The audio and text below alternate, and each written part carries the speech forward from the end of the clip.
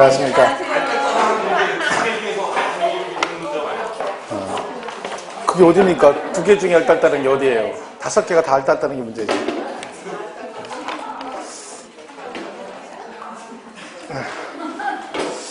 원래 이게 3회 거여야 되는데, 이게, 그죠? 뭐 3회나 4회는 상관없습니다. 이러는 데랑 똑같으니까. 문제가 뭐 이렇게 좀 어려운 것도 있고 그렇습니다. 내용상으로. 애매한 것도 있고. 그걸 확실히 정리하시면 되니까. 지금이 중요한 거 아니라 했죠. 자, 1번 문제는 앞세임의 성립 확정식인데, 네? 답이요? 1번, 2번, 2번, 5번, 3번, 5번, 4번, 4번, 5번, 3번, 6번, 5번, 7번, 2번, 8번, 3번, 9번, 2번, 10번, 3번, 11번, 4, 12번, 1, 13번은 3번, 14번에 5, 15번에 1, 16번 4, 17번 4, 18번 2, 18번 2요, 19번 2, 20번 3, 21번 5, 22번 5, 23번 4, 24번 2, 25번 4, 26번에 5, 27번 3, 28번 4, 29번 4, 29번 4, 30번 3번. 맞습니다. 자, 지금 쉬면 충격받을 때신가 지금 쉬지 마세요. 그죠? 자, 1번부터 보겠습니다. 국제기구, 납세의무 성립 확정 시기는 되게 중요하다고 그랬죠. 이건 기본이에요. 총론에서. 그죠? 이거 우리가 이제 계속 하고 있죠. 이거는. 성립 시기, 그 다음에 확정 시기 이렇게 되어 있습니다. 확정 시기는 간단하다 그랬잖아요. 이거는 뭐예요? 그냥, 신고납부 조세냐, 부가지 조세냐, 두 개에 따라 달라진다. 얘는 나더러 신고하라 했으니까 신고했을 때 확정되고, 얘는 과세권자가 결정했을 때 이러면 끝나는 겁니다. 자, 여기서 하나 조심할 게 뭐다? 상속세, 증여세만 조심하면 된다. 상속, 증여세는 신고는 하지만 이런 확정 시기가 신고했을 때가 아니라 과세권자가 결정했을 때 이렇게 하면 이것만 조심하시면 되는 거죠. 그리고 이제 성립 시기 부분은 그냥 가면 됩니다. 취득세는 언제 성립한다? 이거는 외울 거 없이 그냥 읽으면서 이렇게 하시면 돼요. 취득을 해야만이 내는 거니까 취득을 해야 성립하는 거죠. 취득할 때 성립한다. 그랬죠. 등록세를 언제 내는 거라 했어요? 등기등록 할 때. 그럼 언제 성립해? 등기등록 할 때 성립하는 거죠. 재산세는요. 얘는 항상 언제 기준일이? 과세 기준일에. 하여간 재산세 나오면요. 언제 기준 어쩌고 나오면 다 이날입니다. 왜? 법으로 정해진 게 6월 1일 기준으로 모든 걸 판단하니까 이날이고, 얘가 6월 1일이면 따라가는 애 있다 했죠. 뭐 종부세는 당연히 따라가죠. 똑같이 가고, 그리고 같이 가는 것도 있어요. 특정 부동산에 대한 지역자원시설세. 이건 병기고지세목이니까 이건 재산세 내는 애가 내는 거거든요. 그러니까 당연히 따라가는 거고, 그 다음에 이제 팔았을 때 내는 소득세와 그 다음에 법인세, 그 다음에 부가가치세가 있습니다. 얘네들은 전부 다 뭐가 정해져 있다? 과세기간이라는 게 있습니다. 세금 분간 기간.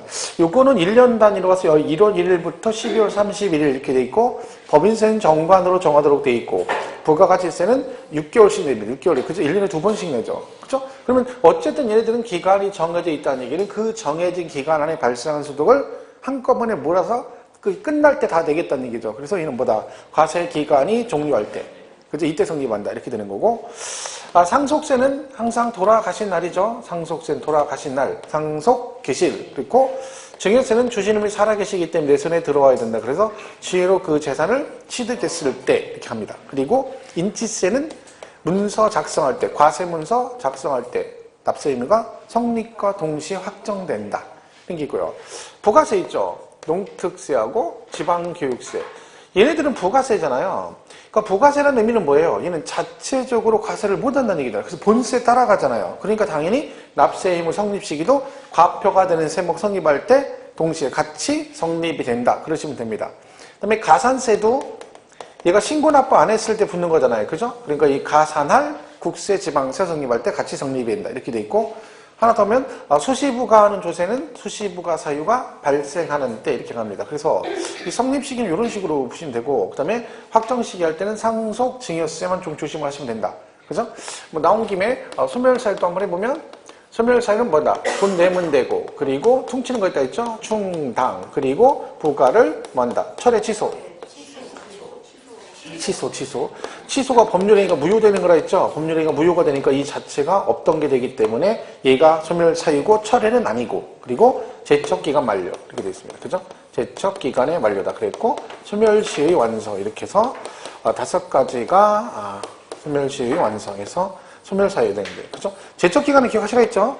상속세 증여세로 웬만하면 나머지 15년 하시면 되고, 그죠? 기타 나머지는 국세지방세 공통입니다. 사기 등 부정행위 그럼 10년, 무신고 7년, 기타 5년. 취득세의 경우 예외가 하나 있다. 상속이나 증여를 받았거나 명의신탁으로 취득했을 때 그거 신고 안 하시면 10년. 뭐 그 정도 이렇게 보시면 됩니다. 그러니까 성립 확정시는 잘 기억을 하셔야 되죠. 1번은 뭐 틀린 거 그랬는데 2번이 틀렸죠. 왜? 어디가 틀렸어요? 신고할 때가 아니라 이는 원칙이 정부 부가가세제도이기 때문에 과세권자가 결정했을 때 확정된다가 맞습니다. 이게 이제 신고납부는 예외적으로 선택사항이기 때문에 어쨌든 원칙과 예외가 있을 때 아무 얘기도 없으면 무조건 문제는 뭘로 풀어야 돼요? 원칙대로 풀어야 됩니다. 그러니까 당연히 2번이 틀린 거죠. 그죠?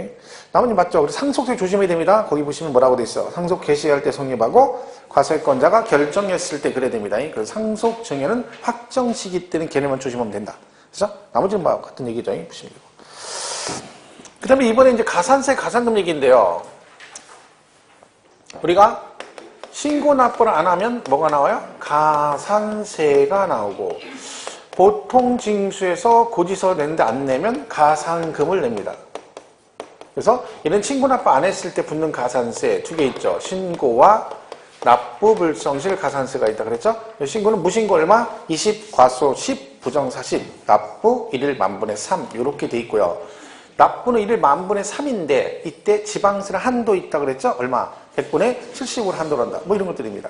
일단 가산세가 부과되면 징수 방법은 보통 징수로 간다는 거 기억하시고, 그 다음에 가산금은 고지서가 나왔을 때 안 내는 거라겠죠. 이때 가산금도 2가지가 있습니다. 일반 가산금이 있고 중가산금이 있다. 그러니까 요거는 이제 말 그대로 납부기한에 안 냈을 때 그냥 내는 거죠. 납부기한. 그죠?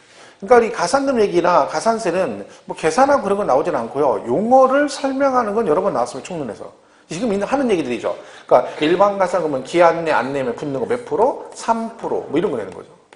그러니까 무조건 기한 내 안 내면 3% 일단 자동으로 붙는 거고, 그리고 이게 붙었는데 계속 안 낼 수도 있으니까 추가로 내는 게 있다. 그게 중가산금. 얼마 지날 때마다 1개월 지날 때마다 얼마씩 1.2%씩 추가된다. 해서 무제한 가면 원금 넘어가니까 최대치가 60개월을 초과할 수 없다라고 되어 있습니다. 그래서 요거는 이렇게 하면 72% 나온다 했죠? 72% 나오고, 요거 무조건 내니까 얘는 가산금 최대 75%까지 나올 수 있습니다.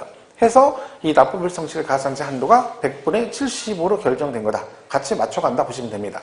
그러니까 요거는 그렇게 보시면 뭐 이게 계산 문제가 나오면 좋겠지만 이 중가상금 계산할 때는 항상 뭐가 문제가 있어요? 개월수가 문제라겠죠. 개월수. 자, 이건 어떻게 설명한다 했어요? 그러니까 우리가 문제를 맞고 틀린 이유가 뭐냐면, 그러니까 확실하게 아는 거 아닌 거죠. 그러니까 원래 법조문은요, 조문 자체를 정확하게 이해하는 게 중요합니다. 그래야지 문제 변형이 좀 돼도 문제를 맞출 수 있는데, 어설프게 알아버리면요, 언제는 점수 잘 나오고 언제는 안 나오고 그래요. 예를 들면 지난번 시험 봤을 때는 막 26개, 7개 맞았어. 근데 그 다음 주에 시험 봤는데 15개, 16개 맞으면 이거는 문제가 있는 겁니다. 왜? 이 진폭이 크면 안 됩니다. 진폭이. 그러니까 많이 맞았다 툭 떨어지고 이러면 그러면 안 되는 거죠. 차라리 적정선에 계속 그 점수 유지하는 게 제 실력인데, 그건 뭐냐면 정확하게 모르는 거죠. 얘가 지금 1개월 경과할 때면 1.5% 할 때, 예를 들면 얘가 9월 30일에 납부기한인데 12월 31일에 냈다 이랬을 때 우리가 중가상 개월수 따질 때 몇 개월 그럽니까? 그러니까 9월달이니까 보통 2개월 그러면 3개월 이러거든요. 근데 이게 2개월인데 3개월 하는 분들의 특징이 뭐냐면 이 말뜻을 얘를 잘못한 거예요. 얘는 뭐라고요? 지문이 1개월이죠. 그럼 기준이 중과상금 부과하는 기준은 뭐가 기준이에요?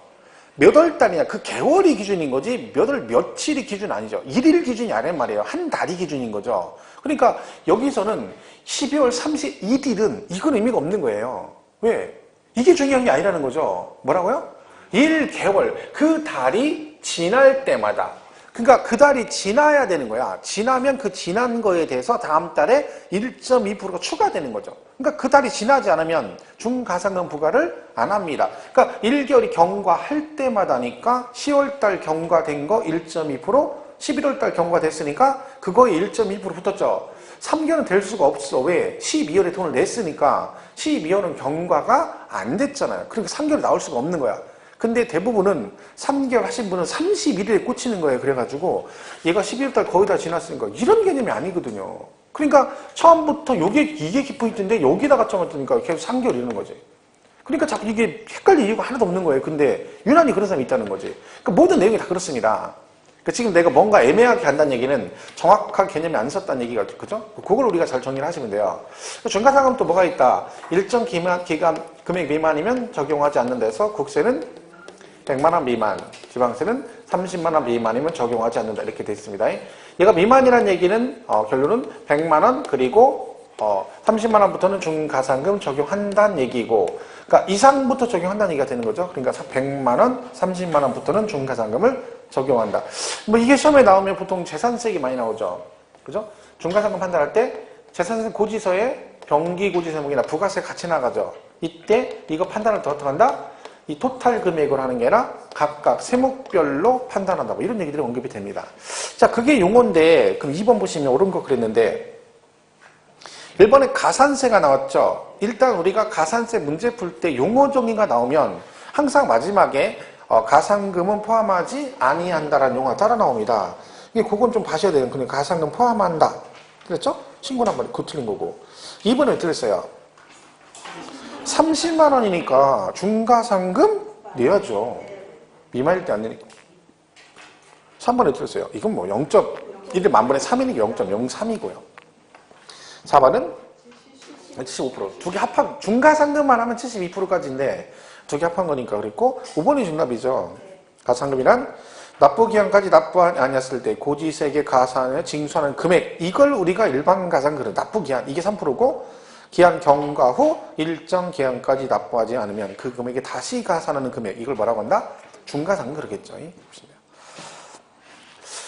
자, 3번은 취득시기에는 설명이 다 틀린 거 그랬는데, 1번 지방자치단체로 유상승계 취득은 취득시기가 언제다? 우리가 유상승계는 취득시기가 두 개죠. 취득세. 하나는 실제 잔금 지급일로 가는 게 있고 또 하나는 계약상 잔금 지급일 두 개가 있습니다. 그죠? 그러니까 유상승계는 사실상 잔금 지급일과 계약서상 잔금 지급일 두 가지가 있다. 요거는 누가 봐도 이 금액에 샀다는 거죠. 인증일은 국수공판장에서 5개가 해당됩니다. 조심할 건 검증이 이루어진 경우는 여기 안 들어가고 계약서로 간다는 거 조심하시고, 이 말은 이 6개 제외하고 다 뭘로 간다? 계약서로 간다는 얘기죠. 그러면 계약상 잔금일, 이 둘은 관계가 없다는 걸 기억하셔야 돼요. 그러니까 얘는 이거와 관계없이 항상 실제 잔금 지급일이고, 얘네들은 먼저 잔금을 주고 나중에 주고 관계없이 계약서로 간다. 그 뜻입니다. 이때 계약상 잔금 지급이 명확하지 않다. 그럼 어떻게 한다? 계약일로부터 60일이 경과되는 날을 취득일로 본다. 물론 등기가 같이 나오면 무조건 둘 중 비교해서 빠른 날로 가시면 되는 겁니다. 무상승계는 언제? 무상승계. 무상승은 계약일이에요. 계약일. 이게 원칙인데 누군 예외다? 상속은 항상 예외다. 상속, 기실. 결론 증여는 그럼 언제가 기라고요? 계약일이 취득일이다. 이렇게 가는 거죠. 그렇죠. 이렇게 보시면 됩니다. 일단 그러면 1번은 맞는 얘기죠. 국가 지자체 유상승계는 실제 잔금 지급일이고, 2번 무상승계는 계약일에 취득한 걸 보는데 상속은 예외다. 그죠? 그랬고, 3번 개인 간 거래의 경우 실제 잔금 지급일과 계약상 잔금 지급 다르대. 뭘로 가요? 계약상, 무조건 얘는 계약상 개인 간. 4번 연부취득은 사실상 연부금 지급일 그럽니다. 자, 우리가 이 연부취득은 요 내용이 여러 군데 나온다고 했잖아요. 연부취득은. 그죠? 일단 얘는 과표는 뭐다? 연부금액 그랬죠? 매년 지불하는 금액이다 해서 연부금액. 이거는 한번 같이 따라놓은 게 뭐다? 계약보증금 있으면 계약보증금을 포함한다. 이렇게 나오고요. 그 다음에 지금 면세점도 있죠. 면세점. 그 나중에. 그럼 면세점 얘기할 때 이게 나오죠. 얘는 면세점 뭘 가지고 판단한다? 연부금 총액. 총 연부금액 그러기도 하고 연부금 총액 그러죠. 이게 이제 기고. 그 다음에 지금 말한 취득 시기는 언제가 기다? 사실상 연부금 지급. 실제 연부금 지급이에요. 그러니까 매년 돈을 주잖아요. 1년에 한 번씩. 그 실제 1년에 한 번씩 돈을 줄 때 그 실제 돈 준 날, 그날이 취득이다. 그날부터 60일 그 뜻입니다. 그리고 얘도 중간에 등기치면 등기치는 한꺼번에 취득한 거를 보고 여기 또 뭐가 나옵니까? 중간에 계약이 해제가 되면 기존에 냈던 취득세 환급해준다 안 해준다? 해준다. 이거는 취득을 하지 않으면 세금을 내는 게 아니라겠죠. 중간 계약 해지되면 취득 안 했는데 냈기 때문에 환급해준다. 등록세 엉키면 안 되고요. 5번이 틀렸습니다.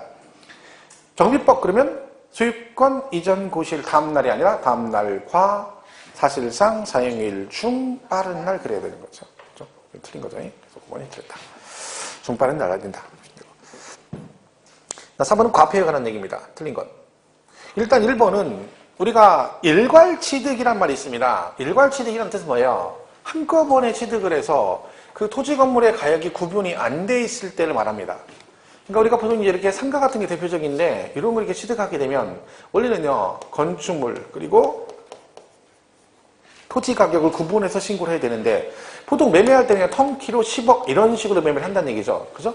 그랬을 때 이렇게 매매를 하고 나면 이 세금 신고할 때 얘는 어떻게 된다? 이 토지 건물 가액을 구분해서 신고를 해준다. 그런 얘기죠. 근데 구분이 안 돼 있다. 그럼 우리 어떻게 한다 했죠? 안분. 그죠? 안분. 그럼 뭘로 안분한다? 잘 모르면 시가표준액. 얘는 시가표준액. 그럼 얘 있죠, 얘. 얘는 양도세 신고해야 되잖아. 얘도 지금 구분 안 돼 있죠? 그럼 얘도 뭐라 해야 돼? 안분. 뭘로 안분해요? 기준시가. 국세는 기준시가예요. 그냥 그 구분이. 같은 금액이에요. 근데 얘는 국세니까 기준시가. 얘는 지방세니까 시가표준액. 일본은 뭐 그 얘기잖아요. 구분이 안 돼 있으면 한꺼번에 취득한 가격을 시가표준액별로 나눈다. 그런 얘기고요.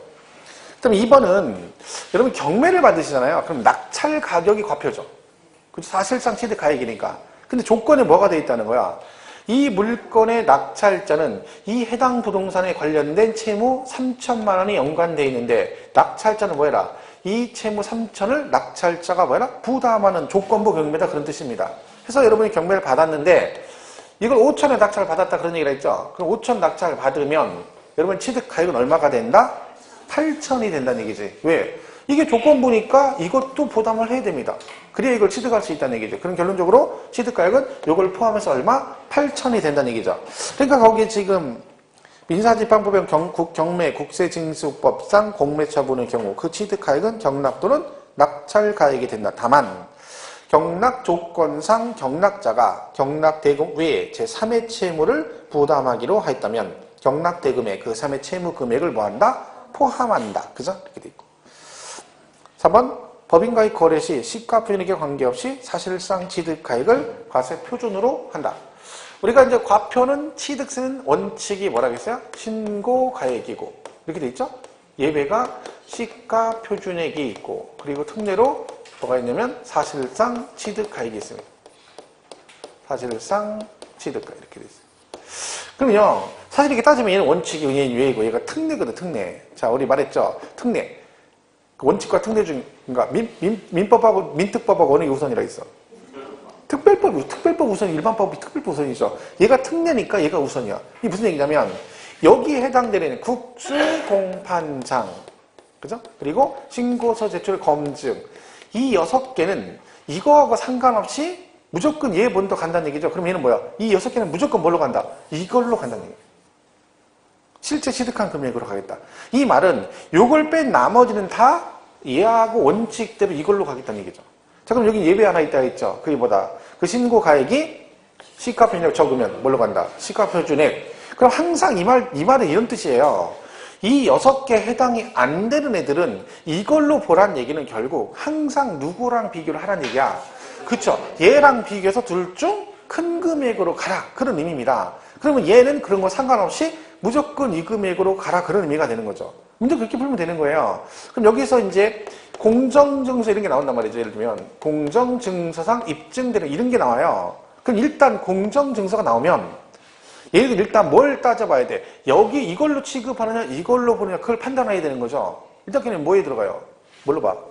신고 가액하고 똑같이 봐야 되는 거지. 그럼 결론은 무슨 얘기다? 이 증서상의 금액이 나오면 이 금액하고 뭐하고 비교라?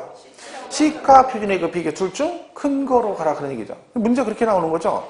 공정증서상 입증되는 금액이 시가 표준액보다 적은 경우에는 증서상에 입증되는 금액을 과표를 한다. 그러면 땡! 틀린 거예요. 왜? 이거 적으니까 뭐라고 해야 돼? 시가 표준 그렇게 되는 거죠. 이건 별거 없어요. 그러니까 요거만 주시면 돼. 그 다음에 판결문 남은 화해, 인납, 포기, 자백, 간주는 제외다. 제외란 얘기는 얘도 이걸로 간다는 얘기죠. 걔네들은. 그런 얘기를 기억하시면 되죠.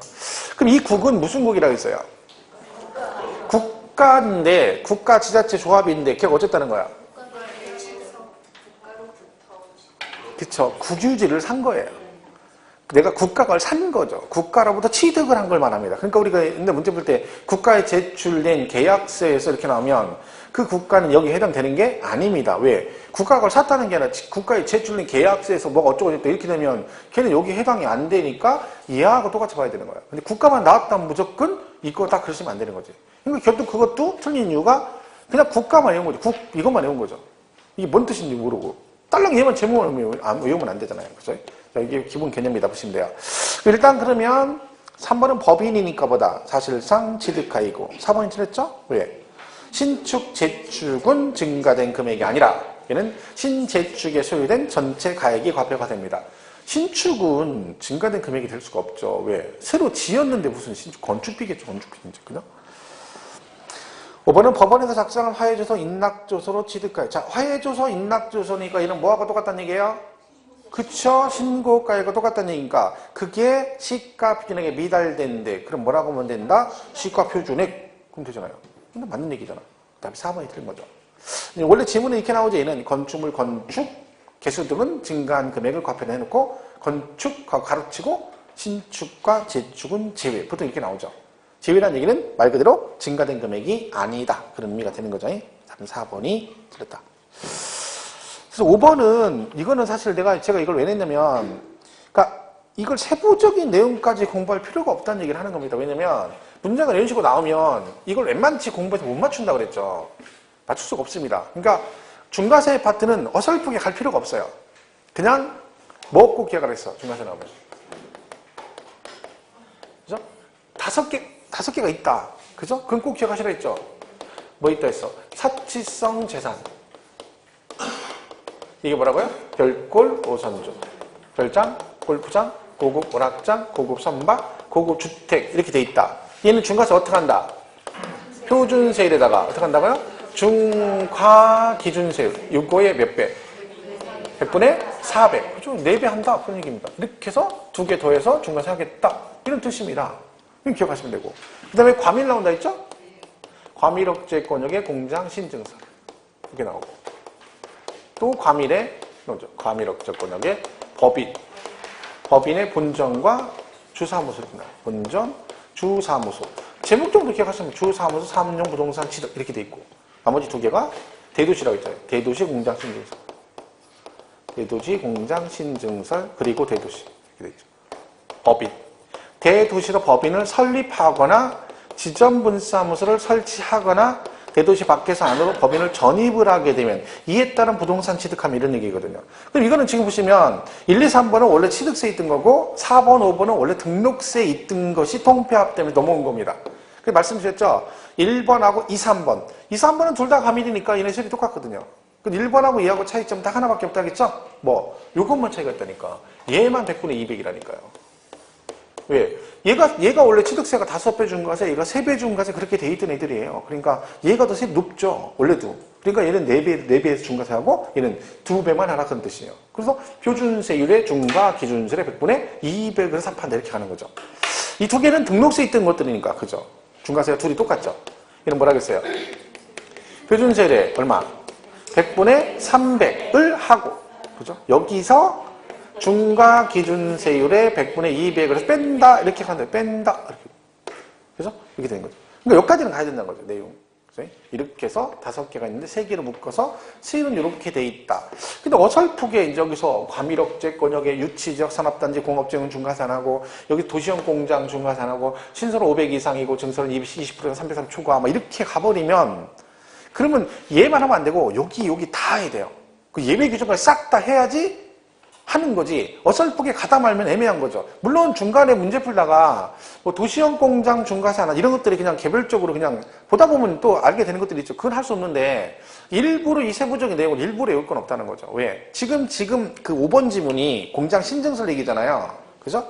옳지 않은 거 그랬는데 1번은 맞죠. 과밀 공장이니까 표준세율 중과 100분의 200을 합한다 그랬고 2번은 과밀억제 권역이 중과세가 무조건 되는 건 아니거든요. 그러니까 어디는 중과세 안 한다. 공장을 지으라고 지정한 지역, 공장 유치지역, 산업단지, 공업지역은 중과세 안 하고 3번이 틀렸는데요.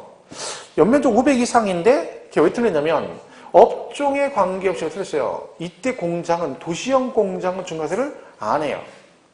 그러니까 실생활에 꼭 필요한 업종은 중과세하지 않겠다. 근데 걔는 업종에 관계없이 500 이상 이게 틀린 거죠.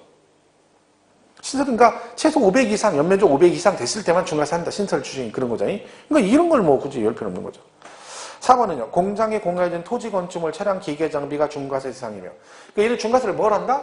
공장 건축물, 그 부속 토지 그리고 공장에서 쓰는 차량과 기계, 장비까지 중과세인데 이 차량, 기계, 장비는 신증설 일로부터 5년 이내 취득하는 것도 추가로 중과세가 됩니다.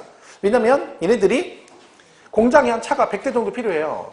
근데 신설할 때 다 사버리면 전체가 중과세가 되니까 최소한의 것만 사는 거죠. 한 10대만 사서 일단 중과세 된 다음에 신설하고 나서 나중에 990대를 사면 얘는 중과세가 안 될 수가 있잖아요. 이럴까봐 몇 년 안에 추가로 5년 안에 취득하는 것도 중과세입니다. 그럼 얘는 왜 기간이 5년이냐?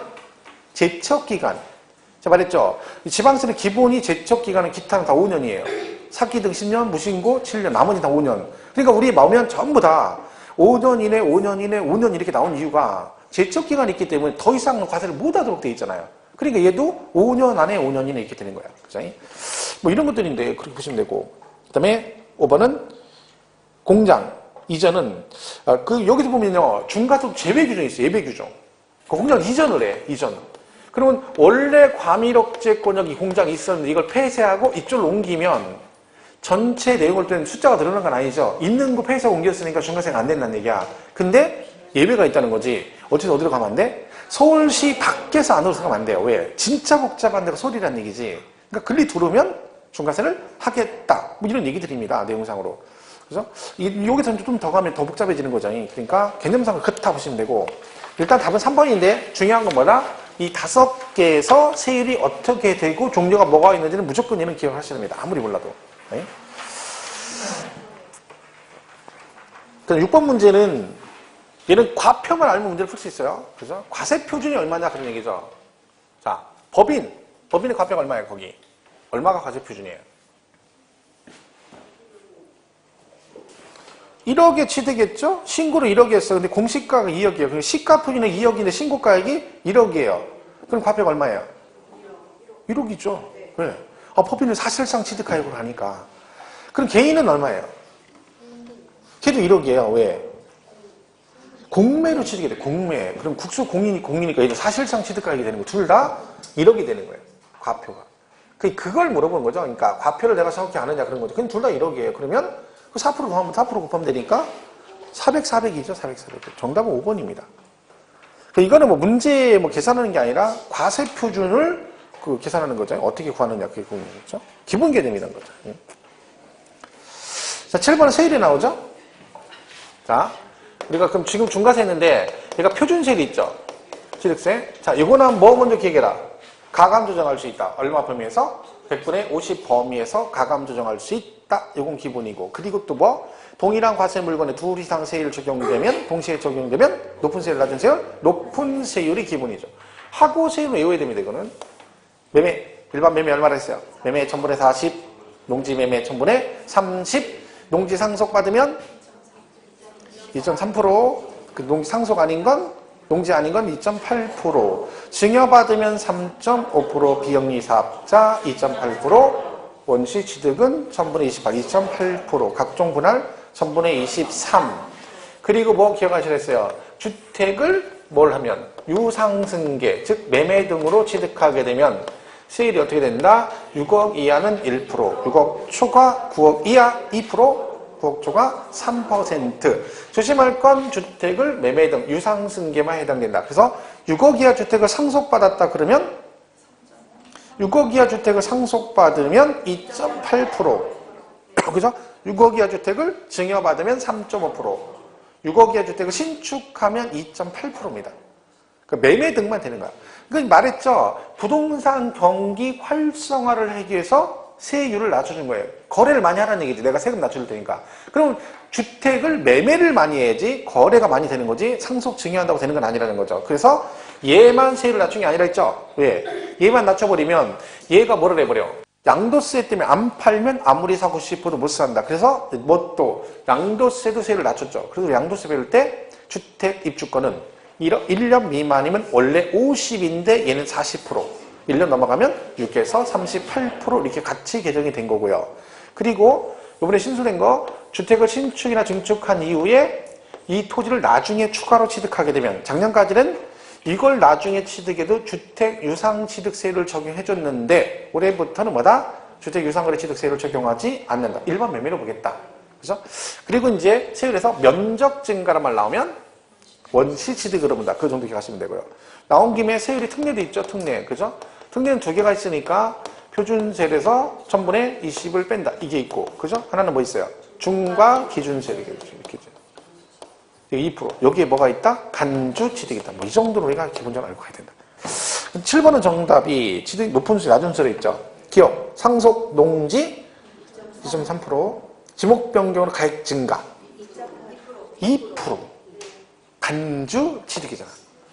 그러니까 제가 간주 취득 내용 기억을 하죠. 토지 지목 변경, 건축물 개수, 차량, 기계, 장비, 선박의 종류, 번호, 가격 증가, 그리고 과점, 주주의 주식 취득 등은 간주 취득인 중과 기준세율로 간다는 얘기는 중과 기준세는 몇 퍼센트를 말한다?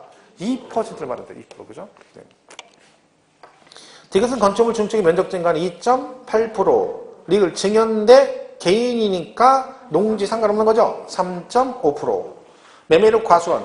얘가 농지거든요. 전당, 과수원, 목장 용지까지 취득된 농지로 봅니다. 그러면 얘가 3%고 임야는 농지가 아니에요. 전당, 과수원, 목장 용지까지 지목상으로 있는 거. 임야부터는 농지가 아닌 거죠. 얘는 매매니까 4%. 정답 2번이죠. 비읍, 리을. 그러니까 제일 큰 거 두 개만 기억하면 답은 비읍, 리을로 가는 건 2번 하나밖에 없어요. 그죠? 4%가 제일 크고 그 다음에 3.5%잖아. 그럼 비읍, 리을 하면 그 다음은 나머지 다 다른 거 아니죠. 그러니까 답은 2번이지. 그냥 그거만 알면 나머지 몰라도 되지. 그치? 왜요? 8번.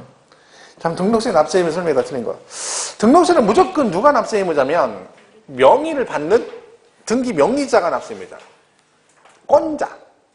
그죠? 권자가 납세 의무자고 명의자가 납세 의무자. 항상 그게 기본이에요. 1번은 누각이다. 등기등록을 받는 자가 납세 의무자고. 그러면 은행에서 대출을 받으면 어떻게 한다 했어요? 은행에서 집담보로 대출을 받으면 여기다 저당권 설정하게 되면 여러분은 지금 채무를 담보를 제공하고 돈을 빌리는 거죠. 그럼 저당권 설정하면 명의가 누구 앞으로 생긴다? 은행 명의로 생긴다. 은행이 저당권자고 채권자로서 납세 의무가 있으니까 누구는 근저당 설정을 해서 부동산 제공한 때는 등기 권리자 해당 안 된다는 얘기는 제공한 사람 채무자잖아요. 그죠? 걔는 납세 의무자가 아니죠. 그러니까 등기 권리자가 해당되지 않는다. 그러니까 설정 등기는 등기 권리자, 즉 명의자가 등기 권리자고 걔가 납세 의무자가 되는 겁니다. 그러니까 채무자는 등기 권리자, 즉 납세 의무자에 해당하지 아니한다. 답이 3번이 틀렸죠. 이건 여러 번 나왔던 거죠. 대위 등기. 대위 등기는 항상 누구요? 소유자 찍으면 소유자 찍으면 돼요. 그죠? 소유자. 갑이지. 갑건대 이해관계자인 제3자가 대신 등기를 신청한다. 해도 세금은 누가 내야 된다? 원소유자가 내야 된다. 그렇게 따지면 4번도 대위 등기란 말이죠. 그죠? 법원의 가압류 결정이 한 가압류 등기 촉탁에서 그 전제로 소유권 보존 등기가 선행됐다는 얘기는 무슨 얘기예요? 얘는 보존 등기 안 돼 있다는 얘기죠. 그러니까 얘도 직권을 했고 그리고 그가 안 한 거에는 가산세 이런 걸 다 누가 내야 되는 거야? 원주인 걔가 누구요? 소유권 보존 등기자. 대위 등기입니다. 그죠? 5번은 뭐 이 문제는 5번 찍고 틀리면 진짜 안 됩니다. 틀리는 것도 격이 있다고 그랬죠. 사람이 아무래도 찍어도 틀릴만한 게 이거는 틀리면 안 돼. 이걸 찍으면 안 되죠. 왜? 이거는 제가 모르겠어요.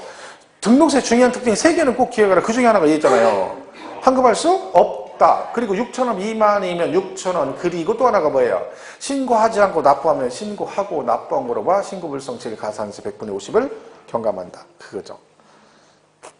그건 기억하시죠? 답은 3번이다. 9번은요. 2016년 10월 29일. D-Day죠. D-Day.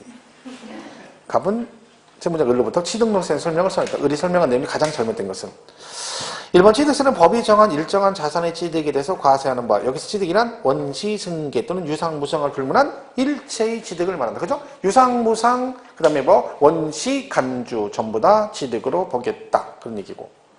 2번이 틀렸죠? 왜요? 이 신고한주 납부할 때는 신고불성실 가산세 부과하지 않는다. 이거는 등록세에만 있는 특징이라니까. 취득세는 아니에요. 이게 문제 이렇게 내보면 되게 많이 틀려요, 생각보다. 근데 이걸 여러 번 풀었거든요. 근데 여전히 틀리는 거예요, 여전히. 거기다 또 이제 뭐라고 그랬냐면, 이렇게 안 내고, 신고하고 납부한 거로 봐, 신고불성실 가산세 100분의 50을 경감한다. 또 그러면 또 틀려요. 그게 참 희한한 거예요.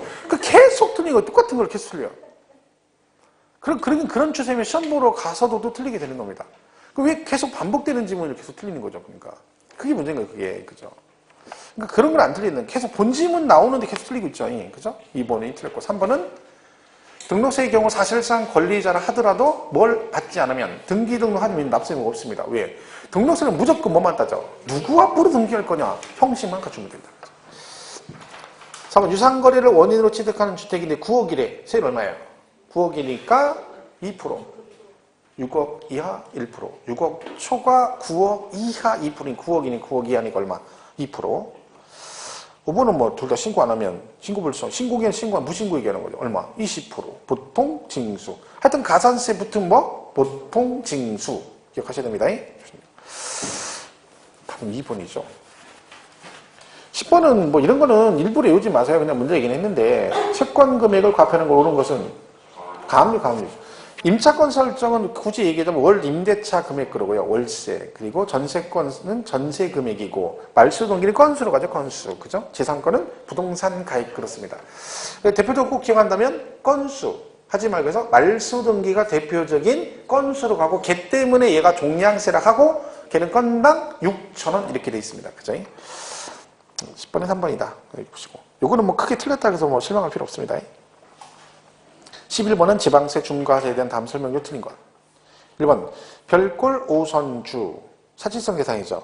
그는 표준세율에 중과 기준세 100분의 400을 합한 세율을 적용한다. 그러니까 이런 식으로 하면 여기까지 이런 거 좀 맞출 수 있어야 된다. 그래서 2번 과밀억제권역에서 공자가 신증설한 경우 과밀공장 표준세 100분의 200만 틀어야겠죠? 100분의 200을 합한다. 3번 토지 건축물 지득 후 5년 이내 해당 부동산이 중과세에 대상되면 중과세를 적용한 취득세를 치성한다. 왜? 몇 년 안에? 5년 이내. 5년. 그게 제척기간. 5년 이내면 추가로 중과세한다. 4번 대도시 내 법인 설립 전입에 따른 법인 등기의 등록세는 표준세를 100분의 300에서 언뜻 보면 맞는 것 같죠? 4번이 틀렸어요. 일단. 5번 먼저 보면 과밀공장 신증설 재산세도 얘가 나오죠. 과밀억제 공장 신증설하면 건축물은 5배 5년간 그거잖아. 그죠? 건축물 0.25에 5배. 대신 몇 년간 한다? 5년간만 중과세한다. 이 5년의 의미는 뭐다? 중간에 소유권이 바뀌어도 5년은 중과세한다. 이런 뜻인데요. 이 4번이 뭐냐면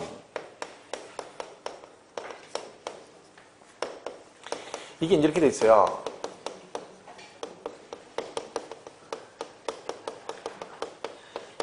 원래 등록세 이렇게 돼 있다 했죠. 대도시에서 법인을 설립하거나 지정분사무소를 설치하거나 대도시 밖에서 안으로 법인을 전입을 하게 되면 그럼 이제 법인 설립하면 뭘 해야 돼? 법인 등기를 해야 되잖아요. 그죠? 그럼 법인 등기를 할 때 얘가 지금 어디에 있다고요? 대도시. 자, 저기서 말하는 대도시는 예를 들면 대전광역시는 대도시 맞죠? 그럼 여기서 말하는 대도시는 대전광역시, 부산광역시, 대구, 광주 여기는 해당이 아닙니다. 이거 그 얘기를 하는 게 아니야. 여기서 말하는 대도시는 과밀억제권역을 말합니다. 수도권. 근데 그러면 우리 아까 취득세는 과밀 그러죠. 근데 여기는 대도시 이렇게 돼 있죠. 왜 그러냐면 그 과밀이라고 돼 있는 원래 취득세 있던 애들이고 등록세는 똑같은 과밀인데 취득세가 구분해가지고 그냥 뭐라고 한 거야? 대도시라고 표현을 하고 그 밑에 단서조항에 여기서 말한 대도시는 과밀억제권역을 말한다라고 돼 있습니다. 결론적으로 얘는 수도권 과밀억제권역의 법인을 설립했으니까 뭘 하겠다? 중과세한다 그랬어요. 그래서 등기할 때 얘가 3배 중과세, 100분의 300을 했어. 이는 놓고 법인을 설립하게 되면 뭐 한다 했어요? 법인만 설립하면 뭐예요? 사무실이 있어야 되잖아. 파라솔 치고 있을 수는 없잖아요. 그래서 얘가 법인 설립하면서 뭘 샀어? 사무실, 부동산을 취득을 했겠죠. 그러면 부동산 취득했으니까 취득세를 쓸 거고 그리고 등기를 했을 거 아니에요. 그럼 등기할 때 이때도 뭐다? 대도시에서 부동산 법인 등기하니까 얘도 등록세 몇 배? 3배. 이렇게 돼 있던 거다 원래. 그죠? 근데 이거 뭐가 됐다고요? 취득상 통폐합이 됐다는 거지. 근데 말씀했죠? 취득세 통폐합 될 때 등록세는 전체 다 간 게 아니라 뭐만 넘어갔다? 부동산 취득과 관련된 등기만 통폐합됐어요. 이거 통폐합한 이유가 있는 거예요. 그냥 정부에서 그런 거지. 야, 어차피 부동산 사면 취득세 내고 네 앞으로 반드시 등기를 해야 되는 거 아니냐. 그러니까 어차피 할 건데 따로 내지 말고 한꺼번에 다 내라는 얘기입니다. 그래서 부동산 취득과 관련된 등기가 통폐합이 된 거야. 그러니까 결론은 부동산 취득과 관련 없는 애들은 통폐합이 안 됐어요. 그 등록세 우리 배우는 게 뭐예요? 가압류, 가처분, 경매시장 이런 애들은 다 뭐야? 뭐랑 관계없어. 부동산 취득 관련이 없잖아요. 그냥 남아있는 거예요, 등록세. 얘만 넘어간 거예요. 왜? 이로 인한 부동산 취득에 따른 등기가 취득세 넘어간 거죠. 그럼 얘는 안 넘어갔지. 왜? 법인 등기는 부동산 취득 관련이 없잖아요. 얘만 넘어간 거예요. 얘가 누구요? 아까 대도시 내 법인 설립 전입에 따른 부동산 취득해서 표준세를 100분의 300에서 빼기 중과 이거가 걔예요. 이게 넘어간 거예요. 그럼 얘는 그냥 등록세 남아서 얼마? 표준세율이 100분의 300 이렇게 남아있는 거예요. 그러니까 4번은 등록세 얘기잖아요. 그죠? 그러니까 이거는 지금 뒤에 건 취득세 얘기고, 그죠? 그러니까 이는 뭐라고 해야 돼? 표준세율의 100분의 300 그래요. 그죠? 작년 시험에 이게 나왔죠. 틀린 지문으로 100분의 200. 그러니까 대도시 법인 나오면 등록세는 그냥 뭐다? 표준세율의 3배다. 3배. 100분의 300이다. 끝이에요. 그게. 그냥 틀린 거죠.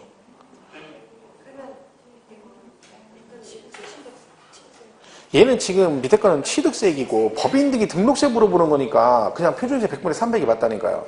근데 만 이렇게 나올 수 있죠. 설립 전입에 따른 법인 등기라고 하면 취득세 관계없어요. 그냥 이로 인한 부동산 취득의 경우 취득세는 그러면 그게 맞는 지문이야. 무슨 말 이해가시죠? 그러니까 법인이니까 등록세니까 그냥 표준세 100분의 300 그러시면 된다니까. 4번이 그게 틀린 거죠. 그러니까 등록세는 그것만 기억하세요. 100분의 300 중과세 나오면 그냥 표준세율의 100분의 300이다. 거기까지만 알면 돼. 내용은 뭐 굳이 구체적으로 갈 필요 없어요. 작년 시험에 틀린 지문은 100분의 200 이렇게 나왔죠. 등록세 지문상으로. 보자. 하나. 자, 12번은 건축물 부속 토지에 대한 재산세 과세 방법에 관한 설명이 나오는 것 그랬는데 이건 분리별도 종합 얘기죠. 분리별도 종합. 일단 우리 분리별도 종합 나오면 다른 건 몰라도 뭐는 기억해라. 종합 5개 나는 잡초다. 그래서 뭐 2% 부족해. 남들보다 2% 부족해. 저포는 초원에 그림 같은 집을 지었는데 무엇가? 이는 종합별도 분리 중에 뭐라겠어요? 나는 잡초다. 이는 분리별도 종합. 어디? 종합. 2% 부족한데 모여서 종합. 그래서 1번 군 지역의 주거 지역에 소재한 공장 용지의 경우는 아니 가만있어 봐. 이거 왜 문제 답이 1번으로 체크되어 있죠? 1번 아닌데? 옳은 거 부르는 거잖아요. 아, 죄송합니다. 1번 맞죠? 1번 맞죠? 제가 착각해요.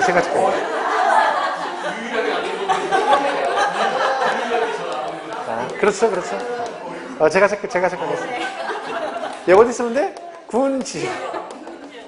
그죠? 시지역 이상은 어디? 공업지역과 산업단지 있을 때 분리가세. 이렇게 돼 있죠.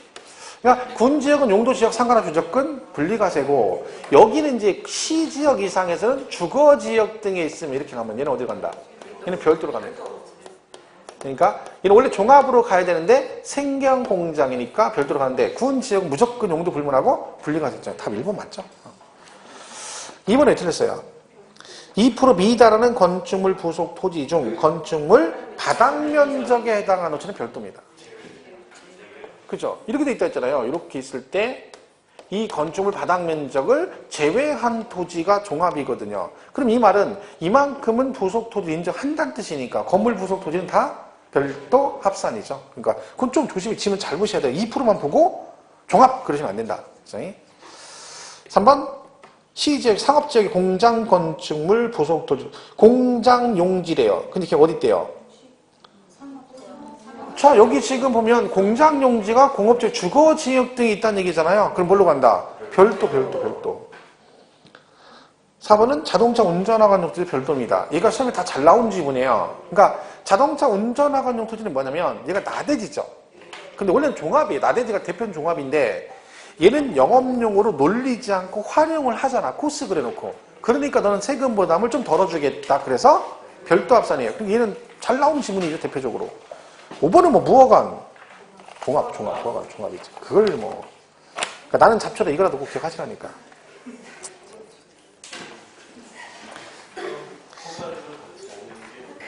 이게 30문제인데 아까 제가 물어보니까 답안지 낸 사람 중에 최고 많이 받은 사람이 20개가 넘는 사람이 없어요. 있어? 낸 사람 중에서는. 답안지 낸 사람 중에 없다고 그러더라고. 이게 참 18개가 제일 많이 맞다는데 1등 18개. 답안지 낸 사람 중에서. 물론 안 낸 사람이 또 저기 제야에 고수가 제야에 숨어있는 또 고수가 있을 수 있죠. 답안지 안 낸 사람 중에. 냈어. 근데 본인이 아니면 하여튼 18개 안 나온 거야. 13번 보겠습니다. 다음은 재산세 합산과세에 대해서 해당하는 토지를 고르면 몇 개인가? 합산과세 그랬으니까 얘는 뭐 얘기하는 거예요? 별도 합산하고 종합 합산을 얘기합니다. 그죠? 기억은 뭐예요? 별도 합산이죠. 별도. 초과까지는 초과하지 아니하는 거거든요. 근데 이거는 근데요. 이렇게 되면 답은 맞출 수 있어요. 왜? 별도나 종합이나 둘 다 합산이니까 똑같이 별도 합산 종합이 있어요. 답은 맞추는 거죠. 근데 정확하게는 별도 합산이죠. 영업용 건축물 토지. 얘는 도시지역과 주거지역의 농지가 있다. 종합이죠. 뭔 농지가 도시지역이 별도가 어디 있어요? 농지가 별도로 가는 게 어디 있어?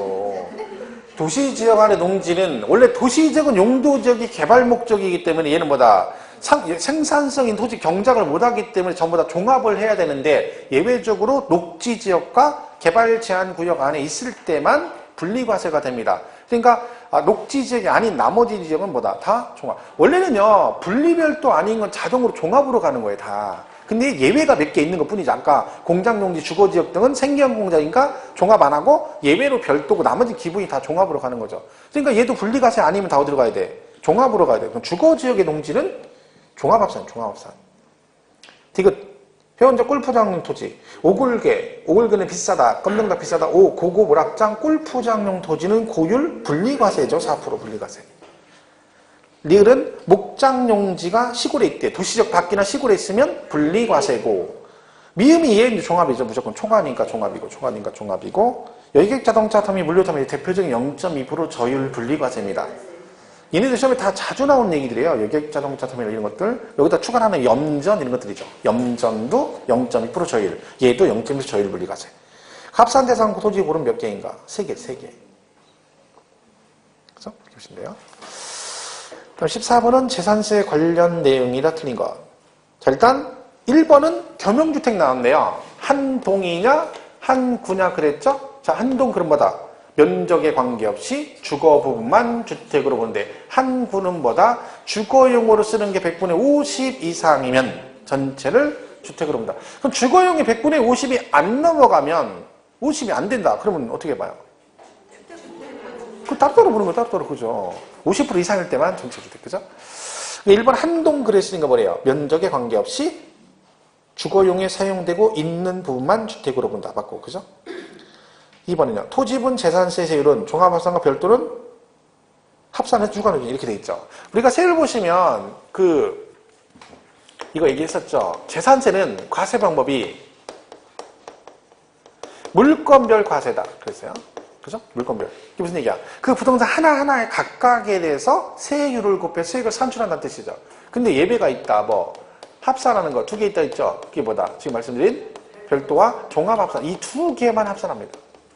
나머지 합산 안 해요. 그러니까 얘가 연관돼서 이렇게 종부세랑 연관돼 나온다 했잖아요. 종합부동산세는 이렇게 돼 있죠.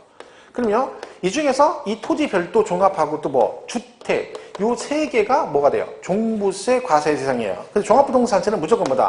전국 합산이죠. 무조건 전국 합산. 이때 합산 얘기 나오면 뭐라 했어? 우리 세법의 모든 합산은 개인별 합산이다. 부부 합산이나 세대별 합산 없고 딱 하나 있어요. 부부 합산 나오는 거. 부동산 임대소득의 비과세 숫자 계산할 땐 부부 합산. 그거 빼고는 없어요. 그럼 얘하고 차이점 뭘까요? 얘도 합산, 얘도 합산. 종부세 합산과 재산세 합산 차이는 뭐다? 얘는 지방세니까 시군구별로 합산이고 얘는 국세니까 전국. 그 차이만 있습니다. 개인별 합산 똑같고. 근데 주택은요, 재산세는 합산 안 하죠. 근데 종부세는 합산하죠. 그 시험에 이렇게 나온다 했잖아요. 주택은 재산세는 주택별로 각각 과세하고 종합부동산세는 전국의 주택을 소유자별로 합산하여 과세한다. 이렇게 나온다고. 맞는 얘기잖아. 주택은 주택별로 하고 재산세는 종부세는 전국 합산. 얘는 둘 다 합산인데 얘는 시군구, 얘는 뭐? 전국 합산. 근데 이 세 개만 누진으로 돼 있어요. 재산세는. 얘는 비례도 있고 누진이 있거든요. 근데 누진은 별도 종합주택만 누진이에요. 그 얘네들이 종부세 대상이 되는 거지. 그죠? 그러니까 거기 지금 그 지문은 맞는 지문이죠. 별도 종합은 소유자별로 시군간 토지 합산해서 초과 누진 적용한다 그랬고. 3번 주택의 공시가격 세부담 상한이죠. 자, 세부담 100분의 150인데 주택은 예배다. 그래서 3억 이하 100분의 105, 3억 초과 6억 이하 100분의 110, 6억 초과는 100분의 130. 3억이니까 100분의 105. 그죠? 맞고. 4번 주택을 둘 이상 공동 소유한 경우 해당 주택의 토지 건물가격 합한 과표의 세율을 적용. 이건 뭐 계속 나왔죠. 근데 보면 요거 내가 그때 4번 쓴 사람이 있을 거예요. 왜? 지분별로 안 보란다 그래서 지분은 왜 시가편이네 그래야지 이래가지고 하신 분 있는데 그냥 무조리가 시가편이네 그럼 어떻게 해 그게 되는 대로 그냥 시가편이네 그러면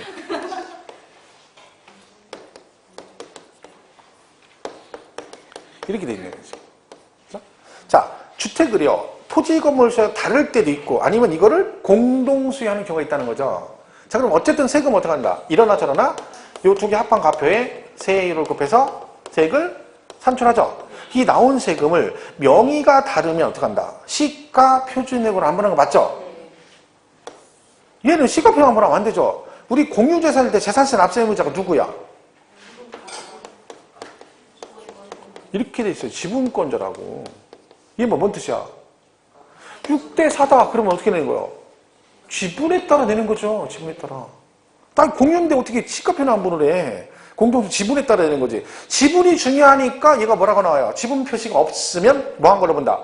균등한 거로 본다라고 돼 있는 거야, 이게. 그래서. 그러니까 그 지문 읽으면 뭐라고 돼 있어요, 지금. 이 얘기가 아니잖아, 지금.